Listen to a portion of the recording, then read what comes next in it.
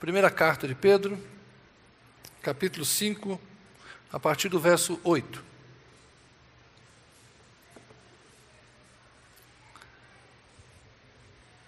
Pedro já é um ancião, escreve às igrejas da região da Ásia Menor, igrejas de forte presença gentílica.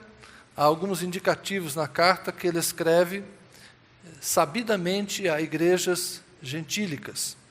Embora ele fosse o grande líder da igreja judaica, sim, Paulo disse, a Pedro foi confiado o ministério da circuncisão e a Paulo da incircuncisão, mas as igrejas a quem Pedro destina essa carta estão muito próximas da região onde Paulo trabalhou, o que hoje nós conhecemos como Turquia, e Pedro escreve em termos bem próximos dos de Paulo, em alguns pontos, percebendo que é uma igreja gentílica. Capítulo 5, verso 8. Estejam alertas e vigiem. O diabo, o inimigo de vocês, anda ao redor como leão, rugindo e procurando a quem possa devorar. Resistam-lhe, permanecendo firmes na fé, sabendo que os irmãos que vocês têm em todo o mundo estão passando pelos mesmos sofrimentos. O Deus de toda a graça, que os chamou para a sua glória eterna em Cristo Jesus, depois de terem sofrido durante um pouco de tempo, os restaurará, ou talvez na sua versão, aperfeiçoará, os confirmará, lhes dará forças e os porá sobre firmes alicerces. A ele seja o poder para todos sempre. Amém. Obrigado, Senhor, pela tua palavra lida, que a tua graça esteja sobre nós para recebê-la de bom grado em nosso coração. Pedro é um personagem importantíssimo na história da Igreja de Jesus Cristo. Ele é a pedra. O nome de batismo dele, o nome de familiar dele era Simão, um nome tipicamente judaico. E Jesus muda o nome dele para Cefas, palavra aramaica para pedra. Então, a partir de hoje, seu nome não será Simão, mas eu vou te chamar de Cefas, pedra. Depois, como o Novo Testamento é escrito em grego, o nome passa a ser escrito Petros. E hoje a gente fala, aportuguesando, pedra. Por que Jesus mudou o nome de Simão para pedra? As mudanças de nome, quando acontecem, têm a ver com um projeto, com um indicativo de uma ação de Deus que vai acontecer na vida daquela pessoa. Nós não sabemos exatamente quando Jesus fez isso. No Evangelho de João, isso parece ter acontecido logo no primeiro encontro. Mas é possível que isso tenha acontecido ao longo da caminhada de Jesus com os seus discípulos. Pedro é, de fato, uma das pedras fundamentais da Igreja de Jesus Cristo. Quando ele fez aquela célebre declaração, respondendo à pergunta de Jesus, o que vocês dizem a meu respeito? E Pedro respondeu, tu és o Cristo, Filho do Deus vivo. Jesus disse, e você é Pedro, e sobre esta pedra edificarei a minha igreja. Eu particularmente entendo que ali a pedra é Pedro mesmo. Jesus estava falando e talvez ali naquele momento justificando porque havia profeticamente mudado o nome dele. Você é pedra e sobre esta pedra eu vou edificar a minha igreja. E de fato Pedro é o grande líder da igreja de Jerusalém, ele é o líder do colégio apostólico no primeiro momento e nós temos uma dívida eterna com os apóstolos e particularmente com Pedro, que nos deixou um legado de fé e uma inspiração para seguirmos a Jesus bem de perto. Temos também a dívida com ele acerca das suas duas cartas. O fato de Pedro ter escrito foi de grande valia para nós. E talvez devamos a Pedro o Evangelho de Marcos. Acredita-se que Pedro é a fonte primária da narrativa que Marcos vai escrever. Pedro era a principal fonte de consulta de Marcos. Conta aí, Pedro, como é que foram as coisas? Ou à medida que Pedro ia falando e falando e falando para as pessoas, A partir do testemunho de Pedro, Marcos registra o seu evangelho. Então devemos muito. E depois Lucas leu Marcos, Mateus leu Marcos, de modo que somos devedores a Pedro por muita coisa que hoje a gente sabe. Mas esse texto em particular me chama a atenção por ele ser muito próximo da conversa que Jesus teve com Pedro na noite em que Jesus morreu. Porque o dia dos judeus começa no pôr do sol. Jesus, nós sabemos, morreu para nós sexta-feira às 15h. Mas para os judeus, a sexta-feira já havia começado no que nós chamamos o pôr do sol de quinta. Então, naquele último dia de Jesus na terra, encarnado, vivo, antes da sua ressurreição gloriosa, Jesus teve uma conversa com Pedro, alertando que Pedro o negaria, alertando que Pedro falharia, mas também encorajando Pedro, dizendo que ele estava sendo peneirado pelo diabo. E Jesus falou para ele: Satanás pediu para te peneirar como trigo, e eu orei para que a tua fé não desfaleça. Quando você se converter, Pedro, ajuda os teus irmãos. Jesus sabia que Pedro iria falhar, mas encorajou Pedro a recuperar-se e, depois de recuperado, ajudar os seus irmãos. Quem são os irmãos? Os outros discípulos que, da mesma forma que Pedro, fugiram quando Jesus foi preso. Então esse texto me remete muito àquela noite triste para Pedro, a noite em que ele negou Jesus 3 vezes.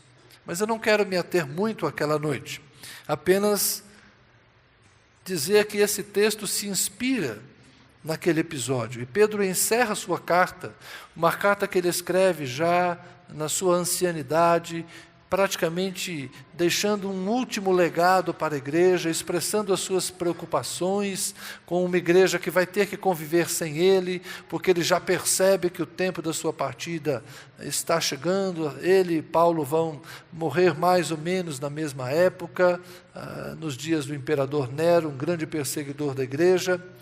E Pedro escreve uma carta deixando um legado. E o final da carta é particularmente importante porque parece associar-se à última conversa entre Jesus e Pedro. Ele diz aos irmãos que devem estar alertas e vigilantes. No Getsêmani, Jesus disse aos discípulos: vigiem, estejam alertas, porque o espírito está pronto, mas a carne é fraca. Vigiem e orem. Jesus deu esse conselho para Pedro. Quando Pedro está agora finalizando a sua carta, ele diz para os irmãos: estejam alertas, vigiem. Nós vivemos dias difíceis como os de Pedro. Nós estamos sujeitos às mesmas provações que Pedro enfrentou. Pode acontecer na nossa vida a mesma coisa que aconteceu com Pedro. Podemos ter uma noite negra em que Satanás pode pedir para peneirar, para experimentar a nossa fé. Lembra que eu disse há poucos dias acerca disso? Quando a nossa fé é provada? Aquela noite foi a noite da provação de Pedro. Pedro achava que tinha fé suficiente. Contigo, Jesus, eu vou até a morte. E aí Jesus disse: não, Pedro, você não é tudo isso. Ainda essa noite você vai me negar 3 vezes. Pedro não se conhecia o tanto que Jesus o conhecia. Então, muitas vezes, nós passamos por noites assim, por momentos assim, em que somos testados e somos provados. Eu diria que nem tanto para que Deus nos conheça, mas para que nós nos conheçamos. Porque Deus, no fundo, sempre sabe os limites da nossa resistência. E o diabo é que pede para nos testar. E Deus, muitas vezes, permite. Então, estejam alertas. O diabo está procurando pessoas vulneráveis. Hoje, com Discovery Channel e National Geographic, quase todo mundo já viu aqueles filmes, aqueles documentários dos leões e das leoas caçando. Aliás, são as leoas que caçam. Os leões só chegam para comer depois. Quando começarem a chamarem vocês, mulheres, de leoas, não entrem nessa. É fria. Comparar vocês com leoas é furada. Leoa caça para o marido comer. É um marido para um monte de leoa. Se alguém te chamar de leoa, não aceite. Você quer ser mulher de um marido só e o marido de uma mulher só. E você não quer ficar trabalhando para ele chegar só e comer e ficar dormindo depois, não. Não aceite ser chamada de leoa, não, porque é fria. Mas, voltando aqui ao texto, o diabo procura como um leão, ele fica rondando. E aí tem lá uma manada de zebra, de antílopes, eles vão percebendo qual está mais apartado, qual está mais distante. Às vezes percebem aquele animal que é mais fraco. Os leões separam a sua presa do bando para então prendê-la, devorá-la. Essa é a ideia que Pedro nos traz aqui. Vigiem. Não andem muito apartados. Não se afastem. Não se mostrem fracos, porque o diabo está procurando a quem possa tragar. Não se deve dar oportunidade ao diabo. Ele faz o trabalho dele. Ele é o tentador. Ele é o perseguidor. Ele é o acusador. Ele faz o trabalho dele. Nós não devemos dar oportunidade ao diabo. Temos que vigiar. Temos que estar alertas. O que é vigiar? É andar em santidade, andar em retidão, cuidar de si mesmo, estar sempre sóbrio. E sobriedade tem a ver com não andar sonolento por aí, não andar embriagado por aí, não andar entorpecido por aí, não andar distraído por aí. Esteja sempre atento, preste atenção. Na sua vida, nos seus caminhos, nas suas escolhas. Você responde pelo cuidado de si mesmo e nós respondemos pelo cuidado daqueles que dependem de nós. Nós, pais, devemos cuidar de nossos filhos, nós devemos cuidar das crianças, nós devemos sempre estar atentos. O mal está no mundo, irmãos, e nós também estamos no mundo. Então, precisamos ter cuidado sempre. Amém? Então, vigiem, estejam espertos, mas também resistam, permanecendo firmes na fé.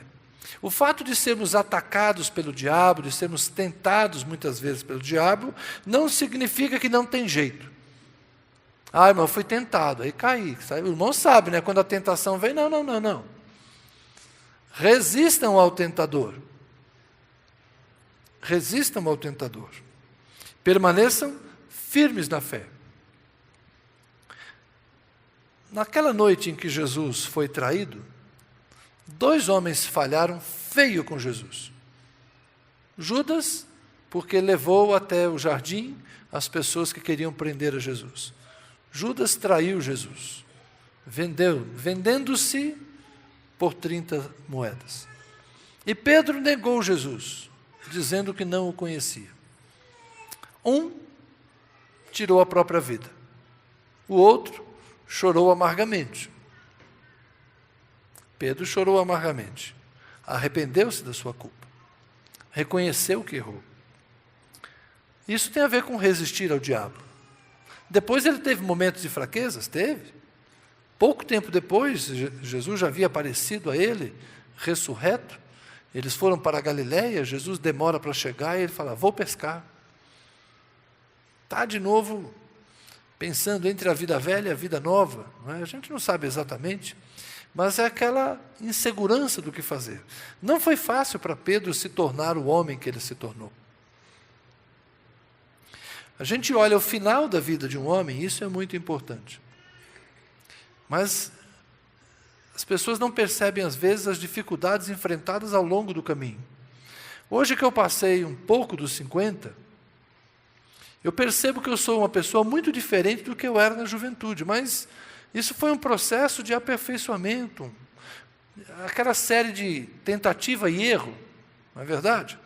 Você tenta uma coisa, não deu certo, você percebe que errou e muda o seu jeito de ser, muda o seu jeito de falar, vai mudando o seu jeito de pensar. Na velhice, nós vamos nos tornando pessoas que todo mundo diz, como ele é sábio, mas não nasceu assim, morreu assim. Bom, alguns morrem sábios, né? Tem gente que não é? Mas nós, ao longo da vida, vamos tendo a oportunidade de nos tornarmos melhores, como o vinho.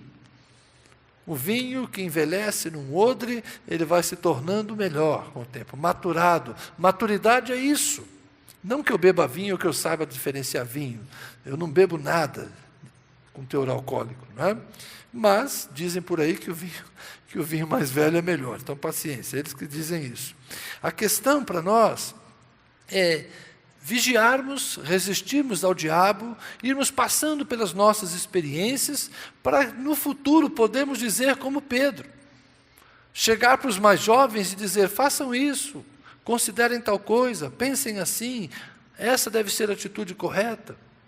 Nós, mais velhos, vividos e experimentados, podemos servir de experiência para os outros. Então, quando Pedro escreve essa carta e diz para as pessoas resistirem ao diabo e permanecerem firmes na fé, é porque ele fez isso ao longo da vida. Não deve ter sido fácil ser apóstolo de Jesus Cristo, ser preso de vez em quando e interrogado e ameaçado de morte.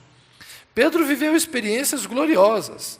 É bonito para a gente falar, Pedro estava preso no cárcere, jurado de morte. Herodes já tinha matado Tiago, e o povo gostou dele ter feito isso. Então ele prendeu Pedro, que era o líder da igreja, e planejava matar Pedro. E Pedro estava no cárcere, a igreja estava lá orando por ele. E à noite o anjo veio e tirou Pedro da prisão. E Pedro apareceu lá na reunião de oração, e todo mundo ficou surpreso, porque Jesus livrou Pedro do cárcere. Posso ouvir um aleluia? E todo mundo, aleluia, glória a Deus. Mas pensa também que Pedro estava lá no cárcere, pensando, Tiago já foi. Será que é a minha vez? Talvez ele tenha se agarrado àquela palavra de Jesus, quando fores velho, vão te levar para onde você não quer ir. E ele devia estar orando assim, Senhor, eu ainda não estou velho. Eu acho que ainda não chegou a minha hora. Eu ainda tenho uma obra para fazer. Não deve ter sido fácil para Pedro lidar com as dificuldades cotidianas da igreja judaica, da igreja gentílica, tentar harmonizar tantas expectativas, ensinar tantas pessoas, falar de Jesus em tantos lugares. A vida de Pedro não deve ter sido uma vida fácil, uma vida confortável, porque Jesus não o chamou para isso. Quando Jesus chamou e enviou os 12, disse que eles seriam perseguidos, que eles deveriam viver uma vida simples, com poucos recursos, vão com o mínimo, não se prendam a nada. Era uma vida despojada, era uma vida insegura, era uma vida que podia mudar a qualquer hora, porque certas decisões não dependiam deles, dependiam do céu e dependiam das perseguições, enfim. Pedro era um homem que, quando escreve esse texto na velhice, pode dizer, resistam ao diabo e permaneçam firmes, porque foi isso que eu fiz ao longo da minha vida. Quando um ancião diz para a igreja, permaneçam firmes, é porque ele permaneceu. Ele está ali, encanecido, escrevendo, permaneçam. Eu estou aqui, vocês também podem chegar ao mesmo ponto. Mas vocês não estão sozinhos. A igreja de todo o mundo está passando pelos mesmos sofrimentos. Às vezes nós achamos que somos a última Coca-Cola do deserto. Estamos sozinhos, mais ou menos como o Elias da caverna. Ah, Deus, mataram os profetas, aqui estou eu sozinho. Aí Deus está sozinho porque quer. Você está enfiado na caverna porque você quer. Tem mais 7.000 que não dobraram os joelhos a Baal. Você não está sozinho, não. Eu reservei para mim 7.000 que, como você, não dobraram os joelhos a Baal. Você não está sozinho. Você se sente sozinho, mas você não está sozinho. Então, às vezes, nós achamos que só nós estamos sofrendo. Mas no mundo todo há sofrimento. A igreja de Jesus Cristo sofre perseguição de Satanás, sofre a hostilidade do mundo e luta com as suas próprias fraquezas internas. Nem tudo que a gente sofre é culpa do diabo, nem tudo que a gente sofre é culpa dos outros, muita coisa que a gente sofre é sofrimento nosso, é sofrimento interior, muita coisa que a gente tem de dificuldade são coisas que nós plantamos, são escolhas que nós fizemos, são erros que nós cometemos, há erros que têm consequências imediatas e que se resolvem, e há erros que têm consequências que duram a vida toda. Tem coisas que vão trazer dificuldades para o resto da vida. E tem coisas que você consegue remediar com mais facilidade. Então, sofrer faz parte do existir. Mas o que me chama a atenção é a palavra de esperança. Depois de dizer que a igreja sofre e que tem que estar atenta e vigilante porque o diabo é um inimigo a ser considerado, ele chama os irmãos para se voltarem para Deus. O Deus de toda a graça, que os chamou para a sua glória eterna em Cristo Jesus, depois de terem sofrido durante um pouco de tempo, e aí 4 verbos interessantes que ele usa: os restaurará, confirmará, fortificará ou dará forças, e os porá sobre firmes alicerces. O Deus de toda a graça. Temos um inimigo furioso? Temos, mas temos um Deus de toda a graça. E por que ele fala que é um Deus de toda a graça? Porque é um Deus que perdoa quando a gente falha. É um Deus que não fica ressentido por toda a eternidade. Já imaginaram, gente, se Deus, que é eterno, guardasse ressentimento? Deus que sabe de tudo, não esquecesse de nada? Ainda bem que a Bíblia fala que Deus esquece. Dos vossos pecados, eu não me lembrarei. O profeta Miqueias usa uma metáfora. O Senhor pega os nossos pecados, coloca num fardo, amarra e joga no oceano, joga no mar. Já imaginaram se Deus ficasse guardando ressentimento? Aí você vai lá aquela semana e fala: Senhor, eu te peço que o Senhor me abençoe, estou precisando de tal coisa. Deus fala: você que semana passada fez isso, assim, assim, assim. Onde você estava domingo passado, que não veio ao culto? Eu te vi comendo abacaxi e coisa assim, né? Já pensou se Deus fosse assim, ressentido? Ainda bem que Deus não é desse jeito. Ele é o Deus de toda a graça, porque Ele apaga os nossos pecados. É um Deus que se esquece, porque Ele é misericordioso e porque Ele é bom. Mas é um Deus que também se lembra das coisas boas que a gente faz. Lembra da nossa justiça, lembra da boa vontade, lembra do nosso esforço. Esse é o nosso Deus, é um Deus amoroso. Pedro está falando isso por quê? Porque ele experimentou. O primeiro verbo que ele usa, a NVI traduz por restaurará. A atualizada traduz por aperfeiçoará. No original isso tem a ver com consertar redes. É um verbo que os pescadores usavam. Consertar a rede. Quando Pedro começa uma lista de palavras encorajadoras, ele diz: depois de um tempo, depois de vocês terem sofrido, Ele os restaurará, Ele aperfeiçoará vocês. É como se Pedro estivesse dizendo: foi bom eu ter negado Jesus. Porque antes de negar Jesus, eu achava que eu era melhor que os outros discípulos. Quando eu falei que eu morreria por Jesus, é porque eu achava que eu era o mais valente deles. E lá no jardim, quando foram prender Jesus, eu peguei a espada e cortei a orelha do soldado. Porque mexeu com um, mexeu com todos. Mexeu com Jesus, mexeu comigo. E aí Jesus foi lá, pegou a orelha do soldado, colocou no lugar e disse para mim: guarde a tua espada. eu pensei que eu defenderia Jesus e que Jesus queria ser defendido pela minha espada. Mas não era isso que Jesus queria de mim. Eu pensava que eu era melhor que os outros. Os outros fugiram, sumiram. Eu fiquei ali por perto. Porque eu sou Pedro. Eu sou pedra.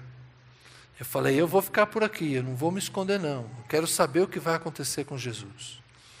Mas aí alguém se aproxima dele e fala, ei, você tem um jeitão de Galileu? Você é discípulo dele, né? Eu não. Eu gosto da narrativa de Mateus.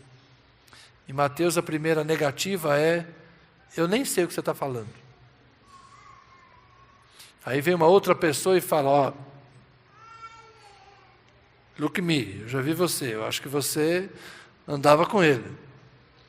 Não conheço essa pessoa de quem você está falando. E na terceira vez, aí vem um homem e fala, ei, você é um deles. Eu não conheço Jesus. Ele nega definitivamente Jesus. Na primeira, não sei o que você está falando. Na segunda, não sei de quem você está falando. Na terceira, eu não conheço Jesus.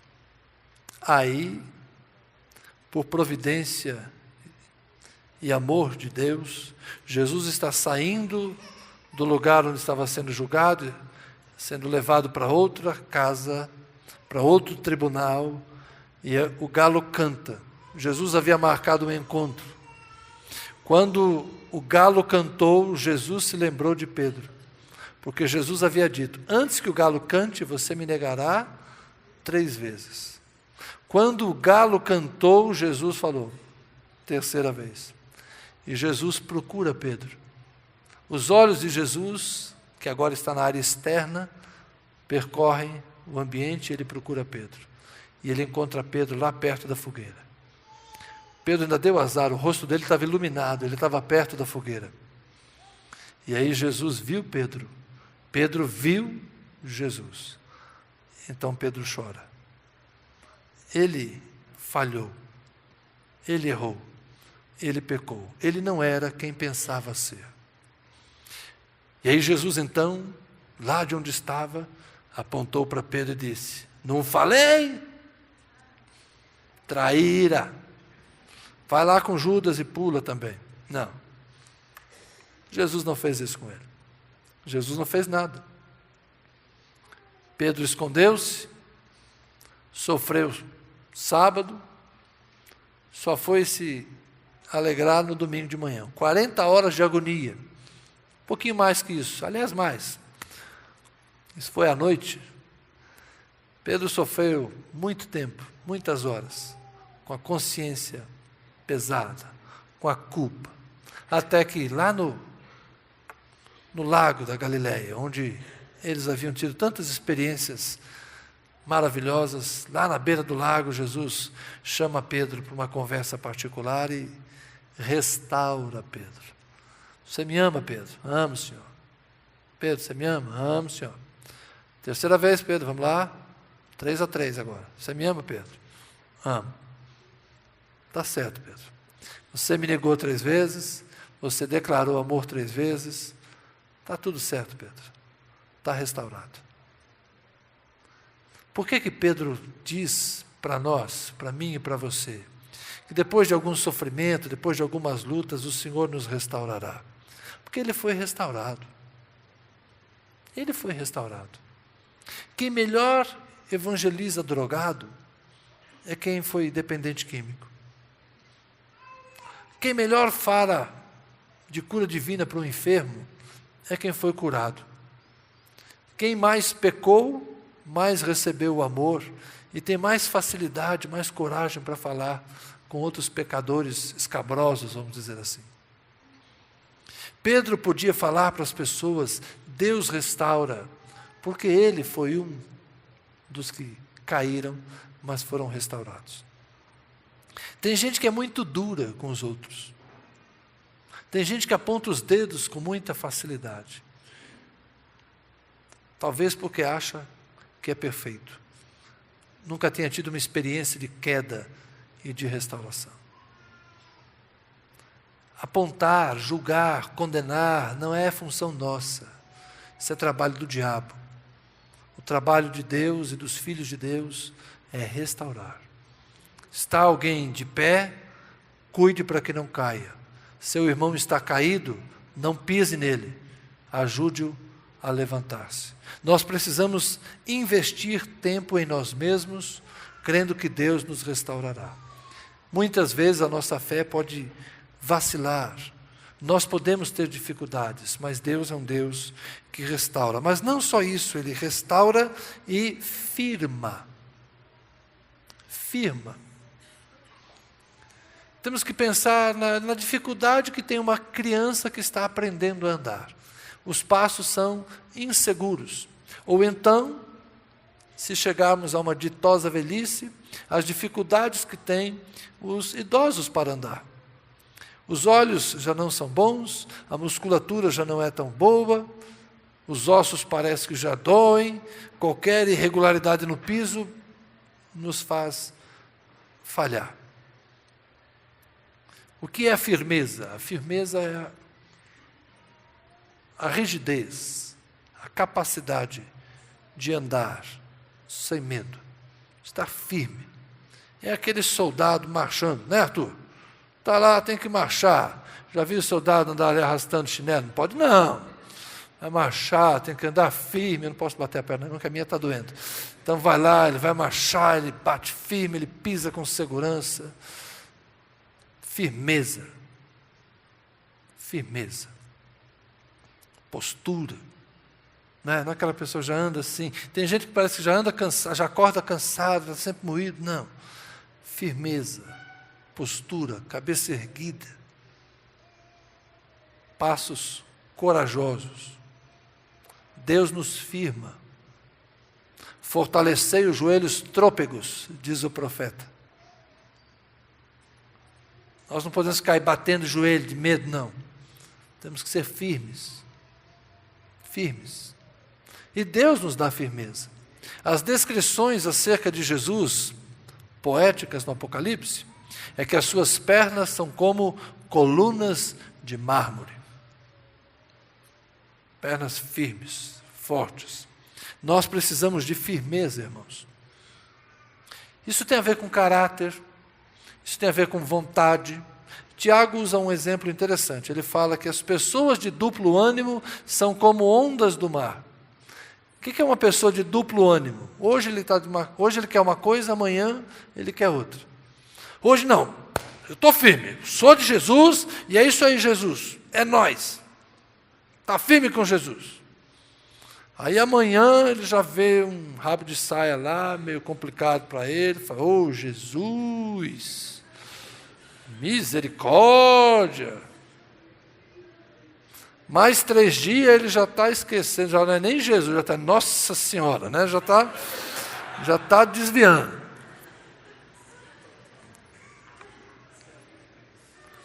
Aí chega no domingo, ele vem para a igreja, o pastor está inspirado, dá aquela chapuletada, ô Jesus, é nós, me perdoa. Aí, ânimo doble.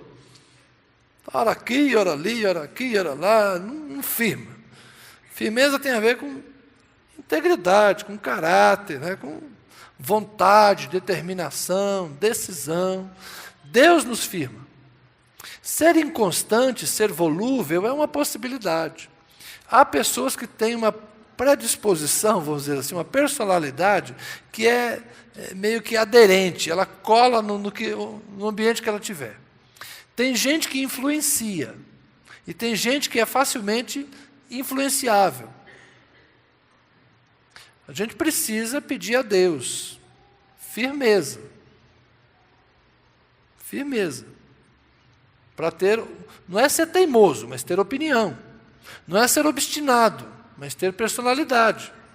Não é ser intransigente, mas ser coerente.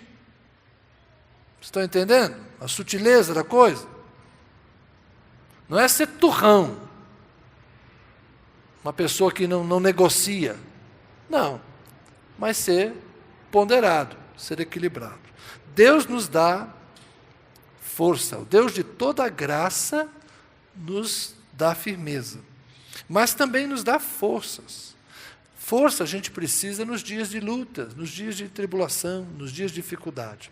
Quando Paulo escreveu aos Efésios a sua carta, ele fala da armadura de Deus, ele diz: estejam cingidos, sejam vestidos da armadura para resistir no dia mau. Há o dia mau, e no dia mau a gente precisa de força. E o nosso Deus é o Deus de toda graça. Ele sabe quando você está mais vulnerável, Ele vem te ajudar. Então, o Deus de toda graça, Ele vai te dar firmeza e Ele vai te dar forças, se você se submeter a Ele e se você buscá-lo. E porá você sobre firme alicerce. O alicerce é Cristo. A rocha onde estamos edificados é Cristo. Mas isso também nos faz lembrar no Salmo 40. Esperei confiantemente no Senhor, e Ele se inclinou para mim, me ouviu quando eu clamei por socorro, e tirou os meus pés de um tremedal de lama, ou seja, de um piso inseguro, e me colocou os meus pés sobre a rocha.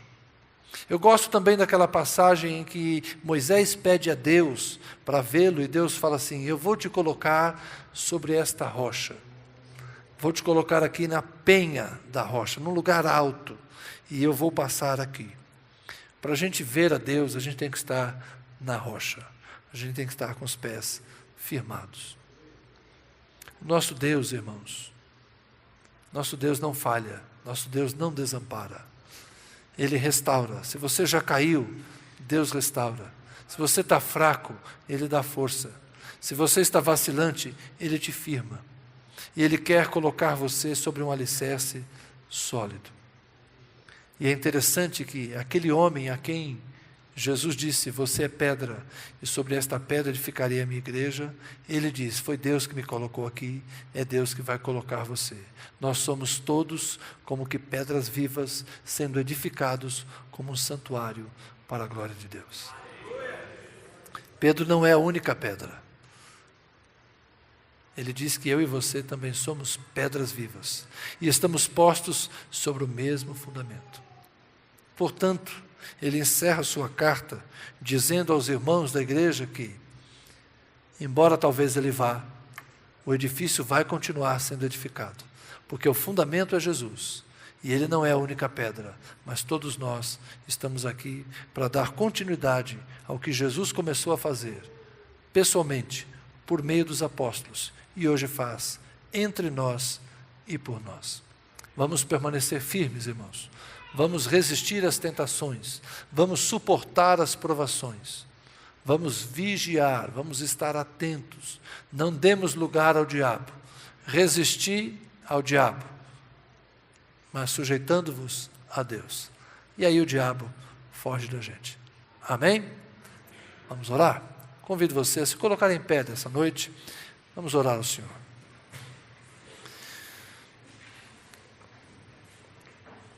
Pai Santo, nós cremos no poder de Deus que se aperfeiçoa na nossa fraqueza. Sabemos das nossas limitações, das nossas fragilidades. Às vezes somos como o jovem Pedro, que julga-se forte demais. Outras vezes, talvez, já nos sintamos como o Pedro amadurecido e experimentado, que sabe quem é o Deus de toda a graça, que restaura, fortalece, firma, estabelece de maneira definitiva. Nós queremos orar ao Senhor, pedindo por nós mesmos, os mais velhos aqui da igreja, os líderes da igreja, nós que temos a responsabilidade de inspirar os mais jovens e de conduzir aqueles que estão no começo da caminhada.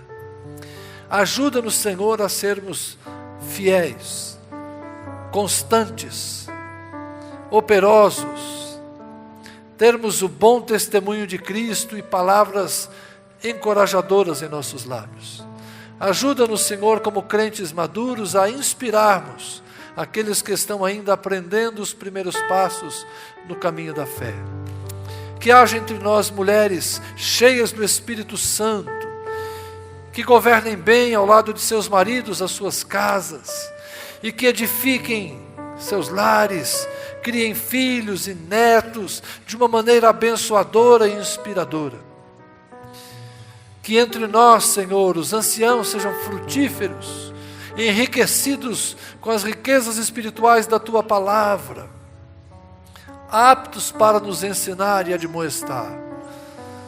Que os nossos jovens sejam vigorosos, Senhor, sejam como colunas fortes, que eles tenham firmeza, que eles tenham personalidade, que eles tenham identidade em Jesus Cristo.